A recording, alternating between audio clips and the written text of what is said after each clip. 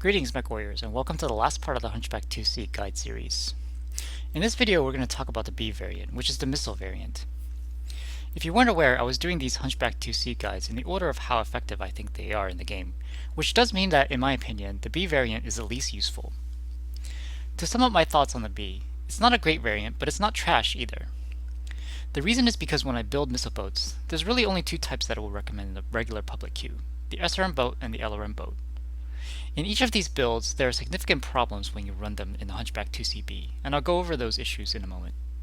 You do have the third option of running streaks with ClamX, but I recommend against taking streaks into the public queue. Because of how streaks spread damage across every component of your target, they're pretty inefficient against anything except lights and smaller mediums. So if you're looking at which Hunchback IICs to buy, I'd recommend this as your third variant if you're looking at variety in playstyles. However, if you're looking for the fastest way to master the Hunchback IICs, I'd recommend getting the C as your third. Let's take a look at the LRM build first, because I think it's the better of the two builds that I'll be talking about. Typically, I prefer SRM boats over LRMs, but in the case of the IIC-B, there are simply too many drawbacks when running the SRM build. So in the end, I think the LRM build is going to be better for most people. Additionally, the fact that this mech can boat 4 LRM-10s mitigates one of the big issues when running LRMs, which is how spread that damage is. Although it's still true that LRM damage can't be directed to a specific component, LRM-10s have a low enough spread that most of the damage will go into the CT, or at least the side torsos. I've seen builds where the two CT energy hardpoints are used for lasers. In my opinion though, running a tag laser and extra ammo is the better choice. The tag laser is really nice to have since you don't want your primary weapon systems to be taken out of action just because the enemy team has a few ECM mechs. The tag laser also has a few other benefits, such as increased target decay, that makes LRMs that much more useful for those times when you can safely put the laser on your target. If you do run the tag laser, then you're left with a single energy hardpoint. At that stage, a single backup laser is less useful than extra ammo. Maybe half the time you're using indirect fire, and when you can do direct LRM fire, you're not always exposing your CT energy hardpoints. Another really nice thing about the Hunchback is the high-mounted missile hardpoints. If you're familiar with clan LRMs, you know they have a smaller arc than IS LRMs when they fly towards their targets. If you have low missile hardpoints, such as those found in the Warhawk, the missiles often end up hitting obstacles close in front of you just because its arc can't clear those objects. The one major problem with the chassis is that it doesn't have a high-mounted energy hardpoint like many LRM boats, such as this Awesome. This forces you to expose your entire torso if you want to use the tag, so be cautious about doing that. With mechs like the Awesome, the Battlemaster 1S, and the Hunchback 4J, you can poke your head out a little bit and get a tag on the enemy like this.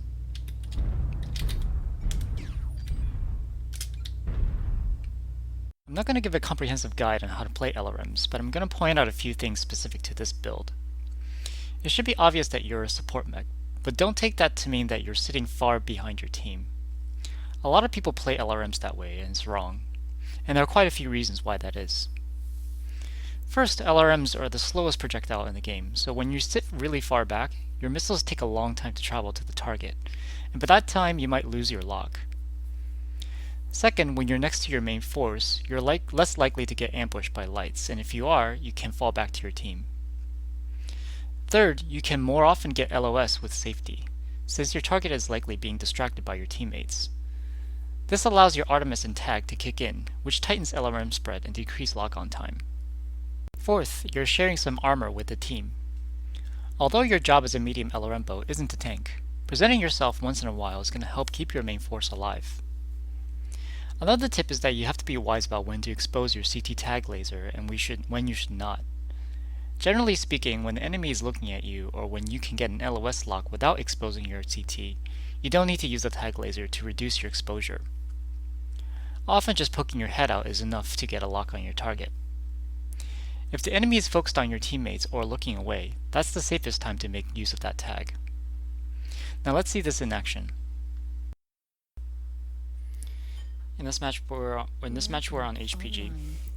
HPG in general isn't one of the top LRM maps in this game, primarily because a lot of the fight takes place near the HPG structure, which those vertical walls provide pretty good cover against LRMs. But if you are trying to play like kind of close range LRMs, it can be helpful, like sort of like direct fire LRMs, because if you can get a line of sight on an enemy, usually it's going to be around like that 300 to 400 meter range. So that helps your missiles like not miss your target.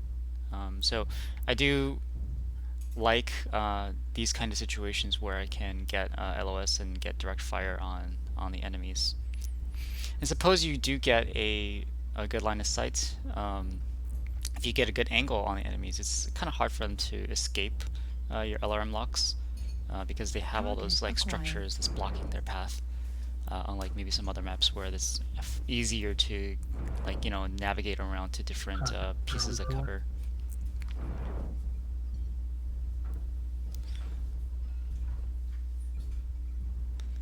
So here with the Warhammer, what we're doing is somewhat relying on our team to get indirect locks on him. We obviously getting close to a Warhammer like that is not going to be a good idea. We're trying to use a little bit of range and some terrain features, as you can see, to stop the Warhammer from shooting us. Like maybe getting a lock through the gap between the top and the bottom. New target here. Acquired. Here you can see how useful like tag can be. That Atlas was getting ECM'd from another mech, so we were able to get some shots on him. Here's a little strategy they can do with LRMs. If you're getting shot at, you can peek a little bit, get your lock back, and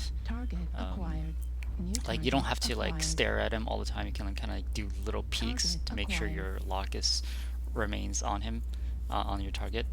You should also be able to see in that salvo how tight the LRM 10s are. So it's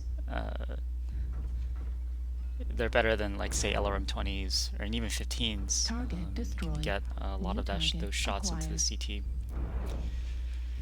I didn't mention, but you should have seen in that last engagement, we switched targets from the Cataphract to the Hunchback because we were able to. The Cataphract was going out of, even though it was a bigger target, we felt that it was gonna go out of our. We're gonna lose our lock on it soon, so that's why we, we switched targets over to that Hunchback and we killed it. So target selection is very important when you're playing LRMs. New target acquired. You can also see right there we're shooting LRMs like at that 250 and under range. That's like actually really, that's a really good range for LRMs. Actually, like a lot of people like try to stay real far back. That the 200 meter range is actually really it's a good position to be in as long as you have support from your team. You won't miss and you'll get LOS, which makes tighter missiles.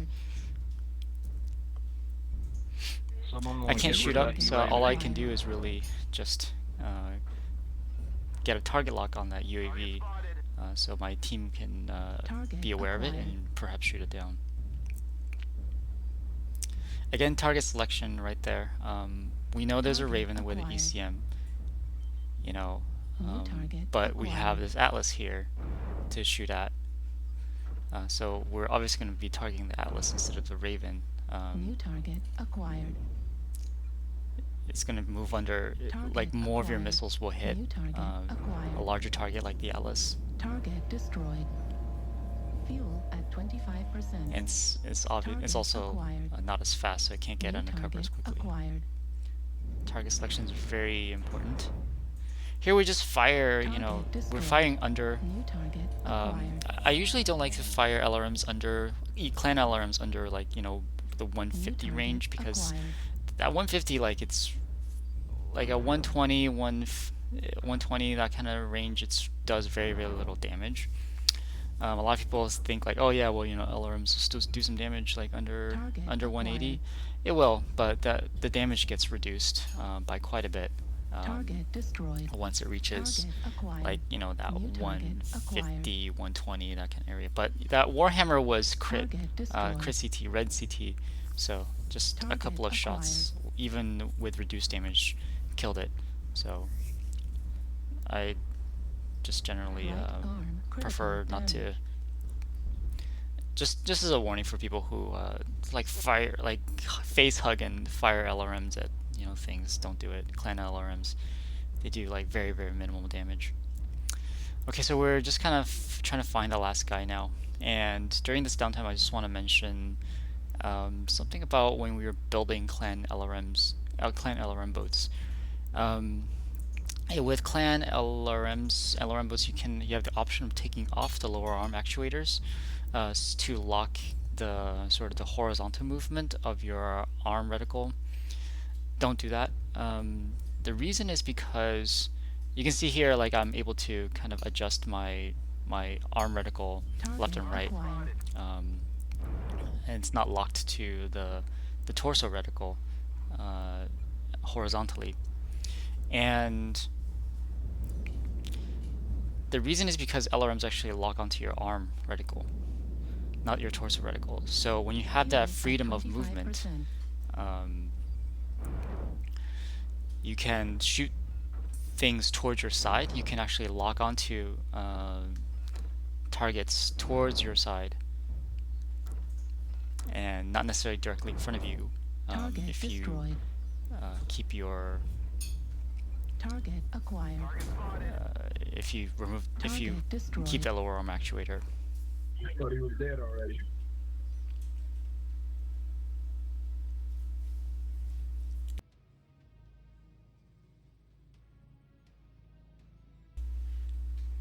So overall, pretty decent game. We played support, as we should. Just to be clear, my comment about the lower arm actuators is for clan Omnimechs that give you the option to take off actuators. With clan battlemechs, such as the Hunchback IIC, you don't have this option. As far as modules, I would like to take Advanced Target Decay, Radar Deprivation, and LRM 10 cooldown.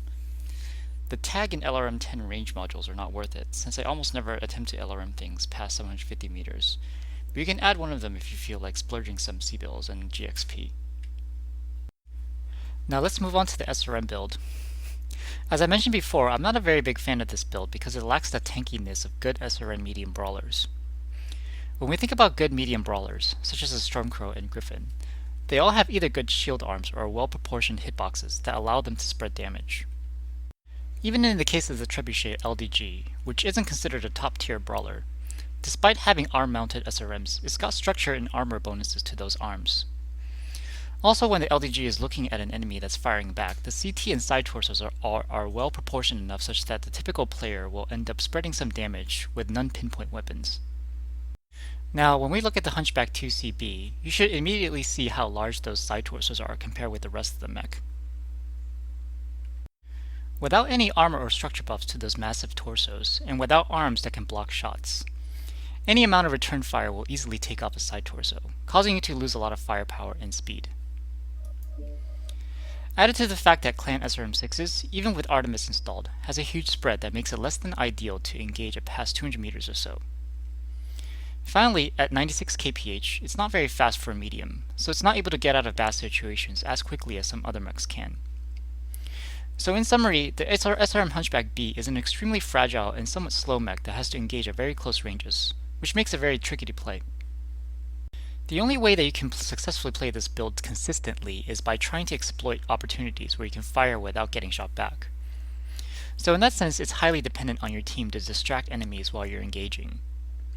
If you're with a very passive team, you'll find yourself either having to take risky shots or having nothing to do at all while you wait. One thing you can do in that situation, and this is mentioned in G-Man's Metamech's guide as well, is that you can pop-tart SRM.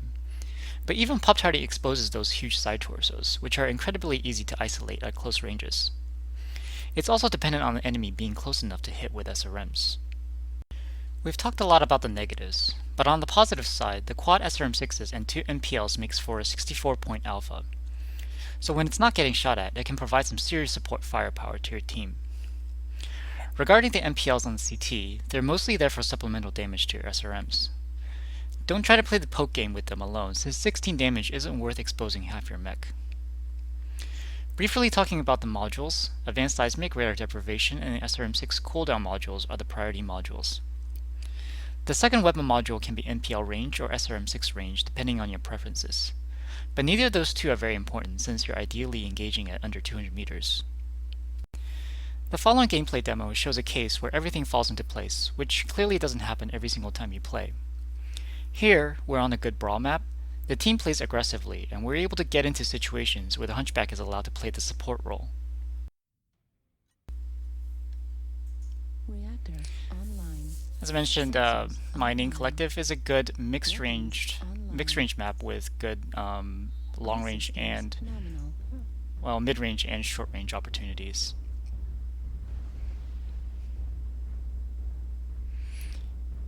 Just adjusting my mouse sensitivity here.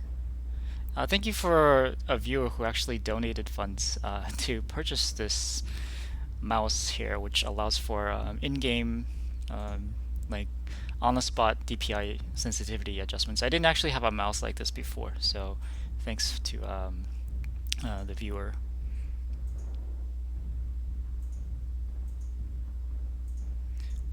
So normally, if I'm playing a more sort of frontline mech, something that's mid-range, I would go up this center platform here.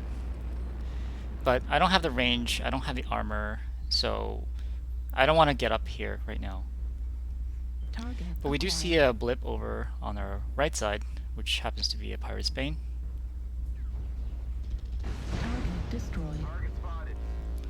New target acquired. Lucky shot, I guess. We took him out in one shot. Acquired. We don't want to really chase the cicada too far over because what we're worried about is the incoming fire from Theta, which is the middle platform. If we start engaging over at C4 area, it's anybody with long to mid-range weapons can actually hit our back, so we have to be very careful when we get out to this side. The cicada is way too fast for us, so we're not going to give any further chase. We're hoping that the cicada would stay inside that tunnel area, but he actually went away, so we're not going to go and chase. We're not fast enough to do that. Now you see here what we're doing is we're waiting for engagement opportunities to present itself. Like, we don't want to really push into that center. That's not really what the mech is built to do, as I mentioned before. So if they come towards, if they end up pushing our team out of that D4 area, we can actually maybe get back shots. Or if they decide to flank from D3 to D4, then we can also get back shots. So that's the idea when we kind of stay in this area. But we are not getting anything done, so we see a seismic inside the tunnel, and we feel like the tunnel is a good short range area for us to maybe get favorable trades. And we do see a night gear inside, whatever, Niger, and he's carrying LBX2s, which is really not going to be effective in those short range brawls, so we take him out. It was kind of a risky move. If he was taking like ultras, then I'd have been in trouble, but like it's happens to be an LBX build, not very dangerous.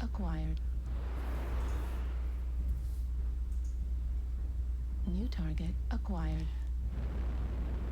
So I know there's something over at Delta 3, because I got a seismic on him before, and so when we're moving here, we're also checking behind us once in a while to see whether there's things behind us. And we do in fact see the night another night gyre, whatever, behind us. But so we have two mechs going on on 2-on-1 situation, so we feel kind of confident that we can take him on alone. And that mech was carrying ER large lasers, very heat inefficient. So we're able to get a favorable engagement on him, especially with that Arctic cheetah helping out. That was very very nice. So we're doing, you can kind of see, we choose not to just pursue that Wolverine because of that Kodiak out on the other side. So if we decide to, chase him up, we could have gotten shot in the back by the Kodiak. So we decided not to do that. As I mentioned, your support, you're not really there to tank. So 11-3, we just need to go and find the last mech over there. And just hopefully you can see throughout this video, we're trying not to take the front line on anything. We are looking for favorable engagements, like 2-on-1s. We're looking for short range, like situations where the engagement should favor us, like for example short range brawls, things like that. And that is game.